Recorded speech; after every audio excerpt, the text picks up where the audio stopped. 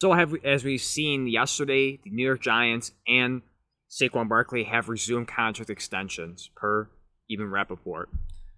Looking at the bottom paragraph, at the very least, Saquon Barkley is expected to be back on the Giants on a 1-year fully guaranteed tag. It's just a matter of whether he is going to take this or going to get the security that he wants. Time will tell on that one. And it's a very interesting development with Saquon and the Giants because I think last time I've seen it, if I can find the tweet that I saw this on, I'll try and post it. But I'm pretty sure the Giants reinstated the offer they had originally a few months ago, where it was around $14 million a year, where Saquon originally turned it down. Luckily for him, that offer sheet is back on the table. And if that is true, if I have that right, and that is what they were offering, $14 million a year on average, he needs to sign this immediately because it's going to be very hard for running backs to really get this on a consistent basis. Are you going to have your outliers? Sure. But the way the NFL is going, it's going to be very difficult for players of Saquon's caliber to get the money that they want.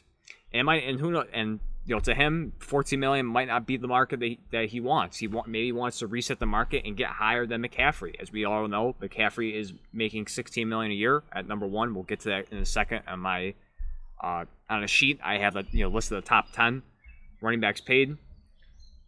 Once again, you're gonna have outliers like that, but eventually they're gonna move off of some of them. Kamara is definitely one that has been his name has been thrown out there in trade talks. Joe Mixon his name's been thrown out for a cut candidate.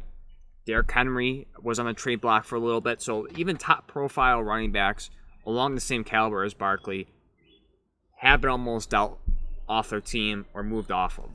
And even if you look at the pool of running backs available in free agency, it's crazy what's still available. Dalvin Cook is still a free agent. Not he hasn't been on there too long, but he's been on there for a decent amount now. So he's still available. A phenomenal running back still.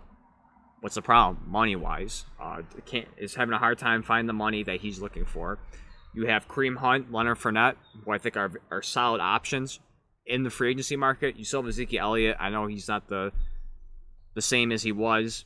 And, I would much rather take Dalvin Cook or Kareem Hunt over Ezekiel Elliott. But I think he still has value in the short yardage game, power back, you want to say. I still think he gives you value in that. Is it not saying he should get $14 million, but he still has some value in that.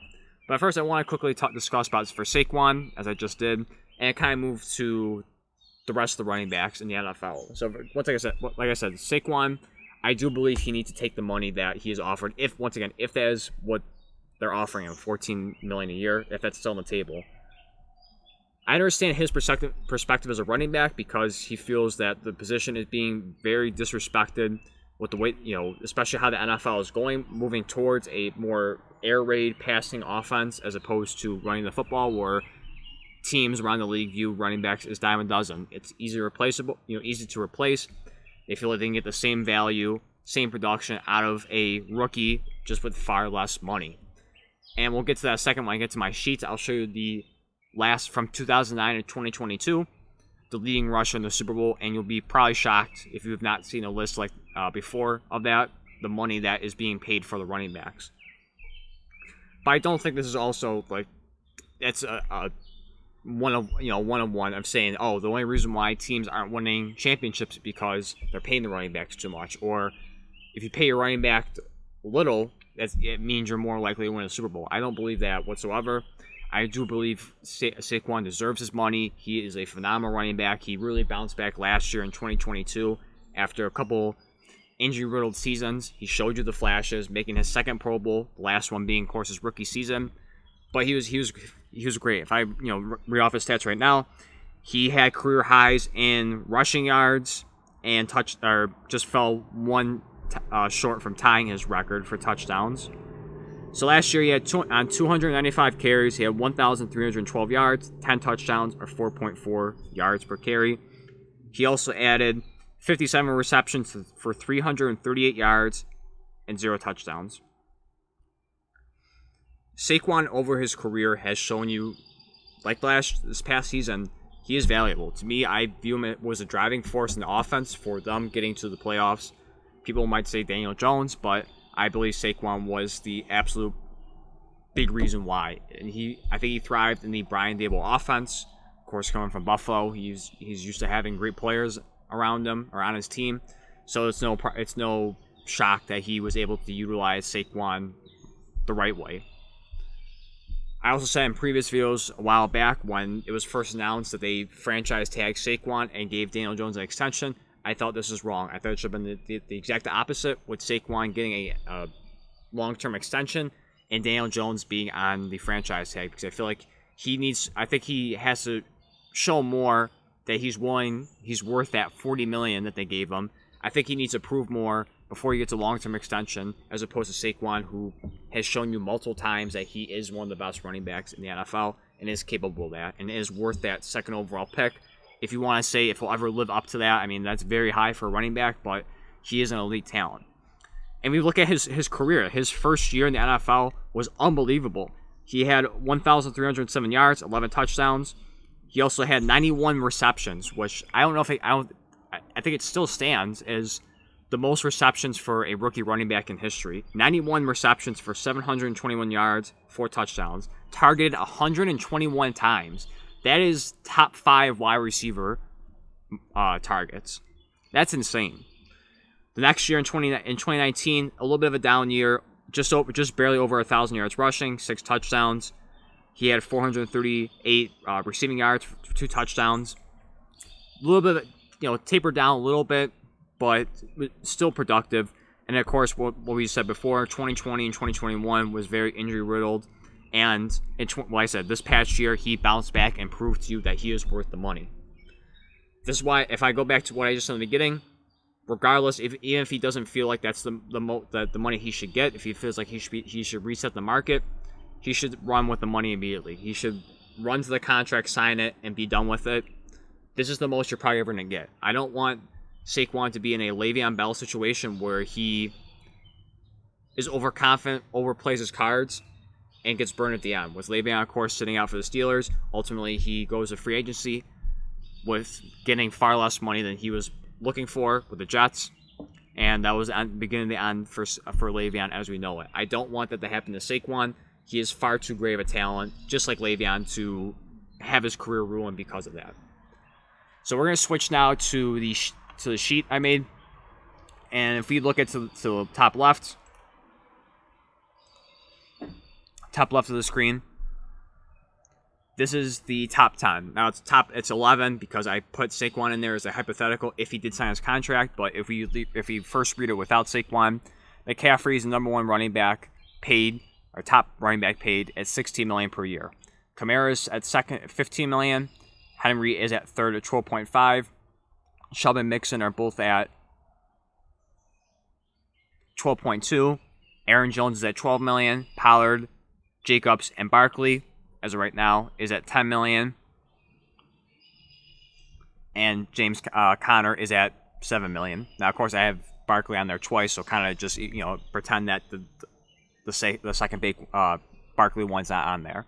So if he signs, hypothetically, the $14 million a year, if that's what he's being offered, that would put him at top 3 in the NFL. Third best in the NFL, which is pretty good. And when you're looking at the landscape of the running backs, which is what's going to happen in the next few years, you could potentially bounce up even higher, even get to, I think, just the best would be second best. I mean, I don't view McCaffrey, San Francisco moving off of McCaffrey, unless, sadly, knocking on wood, hopefully nothing happens. It's just he just gets riddled with injuries, and it just looks like he's a huge cap casualty. Saquon could potentially, in a few years, depending on how long the contract is, be the highest paid running back. So I don't think it's a horrible option to be the third best right now, because some of these running backs around them are going to be moved off of it, either at the end of this year or in the next coming seasons. Like I said, Kamara, there's been tons of trade rumors in the previous year, I think even the year before that, where people have been calling, trying to field offers on him. I feel like the Saints want to try and eventually move off of him just because of the money. Henry is on a final year of his deal. He'll probably be gone in Tennessee after this year. Chubb, he seems to be still going strong in Cleveland, but like I said, for other running backs, you never know. There might come a time with cap casualties, trying to figure out Deshaun Watson's contract. Other players, he might just be a cut candidate for them soon. Joe Mixon, we've heard talks before, or posts before, saying he might get cut before the season starts, or who knows, in the very coming future, he'll probably be off the Bengals because they have to worry about Chase, Higgins, and Joe Burrow for money. If you kind of look at those four right there, I'm sure everyone would pick the Higgins, Chase, and Burrow over Joe Mixon. So he's a cut candidate very soon. Aaron Jones, similar, just because of A.J. Dillon, but also you're going to be coming up with A.J. Dillon as well with his contract. And then we get to the most important one, especially for this year, the franchise tags with Tony Pollard, Josh Jacobs, and Saquon Barkley. Josh Jacobs also expressing his frustration not getting a contract extension. And we also have Connor at $7 million, who they might move off of soon as well as they're rebuilding. So, like I said, going back to this, Saquon Barkley, if he takes the offer right now, if that's what he's being offered at $14 million, is not bad. Even if you're the third best running back being paid, you could move up that board very quickly, depending on how the landscape is going, how the league is viewing running backs. I don't feel like this is a horrible offer. Like I said, it may not be the money he is precisely looking for. Maybe he's looking for more McCaffrey money. I don't know what the money specifically he's looking for. I'm presuming, just like any of the running backs, any player in free agency that want to kind of reset the market, be the highest paid. That's not going to happen with Saquon. So I think if he takes his money, it's not a horrible option, especially with the landscape and where the running backs are going to the future, being less and less important in terms of paying the second contract-wise. And at 26 years old, I don't know how much more he can wait, because once he starts getting to 27, 28, 29, that might close the door on him getting a contract. As we see in free agency right now, Dalvin Cook, who just got cut, 27 years old. Ezekiel Elliott got cut, 27 years old. Leonard Fournette, 28 years old. Kareem Hunt, 27 years old. I did throw Kenyon Drake in there because I do think he's a solid running back, but kind of ignoring him. But for the most part, 27, 28 years old, and potential cut candidates for what you have right now. Kamara, 27 years old. Henry, 29. Mixon, 26. For the rest, Pollard, Jacobs, and Barkley still in 25, 26 years old, but they're starting to hit that age where teams might look at them as a cap casualty and moving off of them because of the money. So that's why I really advise Saquon to take the money right now if that's what he's being offered, because it's a very fair offer for a caliber running back like him. And I think in the long run, it will benefit him, and it won't be another potential Le'Veon Bell situation. If you look at, like I said, for 2009 to 2022 for the Super Bowl, the leading rusher for each team, you look at this is a big statistic that teams are going to be using to give a valid reason as to why teams shouldn't pay top dollar for running backs. Of course, you have to realize like the cap, how everything's changing. Some of these numbers early on are insane. It's changed now. So 2009, you have Pierre Thomas making $460,000. James Starks for the Packers, $320,000. Ahmad Bradshaw, $1.5 million. 2012, Ray Rice, $2 million. 2013, it's a wide receiver, but he was leading rusher, $2.5 million. Percy Harvin. Of course, having Marshawn Lynch was making a lot more than that, so that's kind of the outlier for that one. 2014, LeGarrette Blount, $730,000. C.J. Anderson, $585,000. LeGarrette Blount, back-to-back years, once again, 16-17, $760,000, $900,000. Sony Michel, 2018, $480,000. Damian Williams, 1.05. Leonard Fournette, $2 million. Cam Akers, 1.17. And then we have the newly Kansas City Chiefs winning once again, Isaiah Pacheco, $705,000. This is the statistic, the numbers that teams are going to look at and say, this is why we don't need to pay running backs, because we can get the same amount of success, production, for far less money. Why would I pay Saquon Barkley $14 million when I can get close to the same production for Pacheco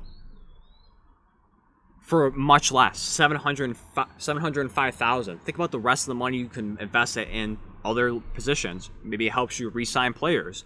Why would you throw big money like that at a top running back when people say running backs are easy to replace? They have a very short shelf life, 3, 4, maybe 5 years in their career, and you move off of them. Why would I pay that big money when I can just go through that cycle over and over and over again?